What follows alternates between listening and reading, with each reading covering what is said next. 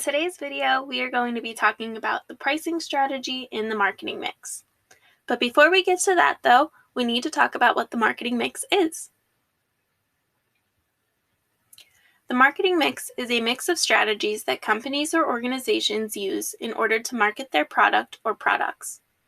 We place those strategies into 4 categories, which we commonly refer to as the 4 Ps: place strategy, product strategy, pricing strategy, and promotion strategy. Now, on to today's topic of pricing strategy. Before we get to that, let's talk about what price means. Price is the value of money placed on a good or service. So when we price something, we are putting a value on it that we want customers to pay. The key to pricing something is understanding the value that buyers place on a product. This basically means you need to know how much your consumer is willing to pay for something before you can put a price on it. We have 3 primary goals for pricing. Our first goal is gaining market share. Market share means the portion of the market or customer groups the company has claim over. When it comes to pricing a product, a company can try to take away business from its competition, which would increase its market share. Our second goal is meeting the competition. Even though companies are trying to take away customers from their competition, they still need to price products in a way that keeps them relevant against the competition. Pricing too high could mean customers won't even consider the product because it's too expensive, but pricing too low may make customers suspicious of the product or think it's cheap quality. Our third goal is return on investment, or ROI. This is the calculation that is used to determine how profitable a product could be. Companies may price to receive a certain return on investment. Before we go any further talking about ROI, there are some vocabulary terms we need to know. Investment, which is what it costs to make a product. And profit, which is the money that's made after investment costs are considered. Alright, so now we're going to be doing a little bit of math, so bear with me if you're not a huge math fan. There are 2 formulas we need to know when we are talking about ROI. When we are calculating the profit for a product, we take the price of the product and subtract the investment, and that will give us our profit. Once we know our profit, we can calculate the ROI with this formula. Profit divided by investment equals the ROI. This number will be a decimal point, so in order to know the percentage of return we are getting, we need to multiply the decimal ROI by 100. That will give us our percentage of return, or price markup. Okay, I know that all sounds really confusing and complicated, and I hope I haven't lost you yet. Let's look at a couple of examples, and that should help clear up some of the confusion. Our first example is, assume your company sells trash cans for $8 each. Your cost to make and market the trash cans is $6.50 per unit. Profit is money earned by a business minus costs and expenses. So let's figure out what our profit is first. So we'll take our price, which is $8, and subtract our investment or cost, which is $6.50, and that gives us a profit of $1.50 per trash can. So then we take the profit number and divide that by the investment to get our ROI. So our profit is $1.50 divided by our investment, which is $6.50, and that equals 0.23. So in order for us to figure out the percentage for that, we have to multiply 0.23 by 100, which gives us 23%, and that's our rate of return on investment. Let's look at and figure out this next example together. Let's say we sell t-shirts, and it costs $4 to make a t-shirt. So our investment number is 4. Let's say that we price the t-shirt at $7.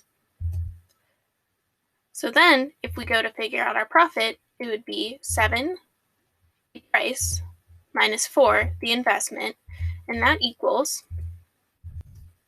$3. Now to figure out the ROI, we take 3, our profit, divided by 4, which equals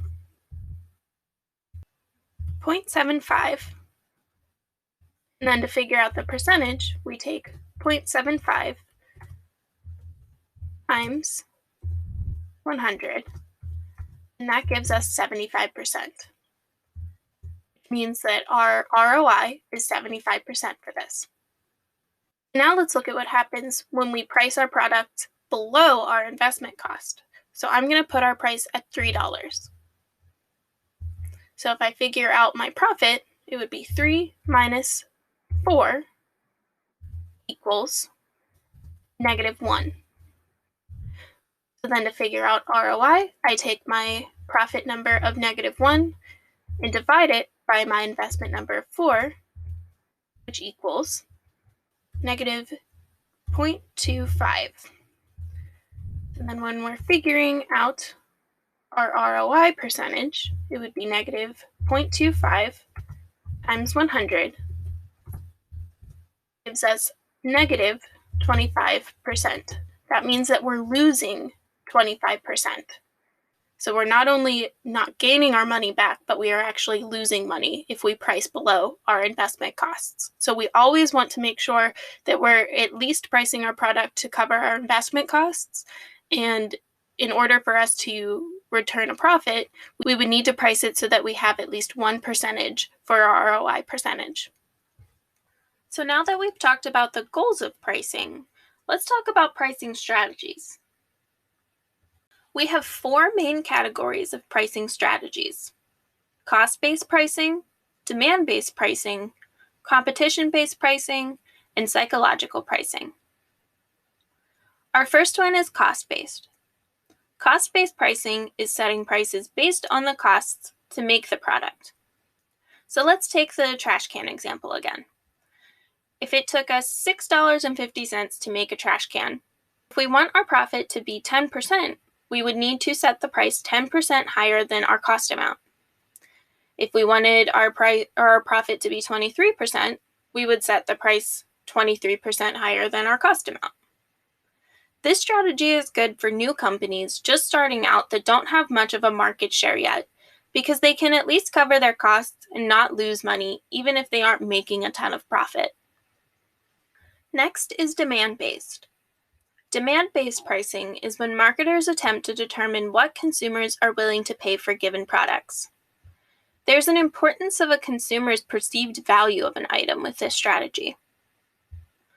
This is effective when there are few substitutes or other options of the product, and the consumer is willing to pay higher prices when they think the product is better than the competition. This is often achieved through brand loyalty. An example would be Nationals tickets. So there's different prices based on the location of the seats. If we think about it, everyone's actually seeing the same performance, it's just from different vantage points. So they can price the tickets higher at seats that have a better view than maybe the seats that don't have as nice of a view, even though it's the same product. Next is competition-based. Competition-based pricing is when we set our prices based on what competitors charge. This is truly when we just look at our competitors' pricing and go off of that.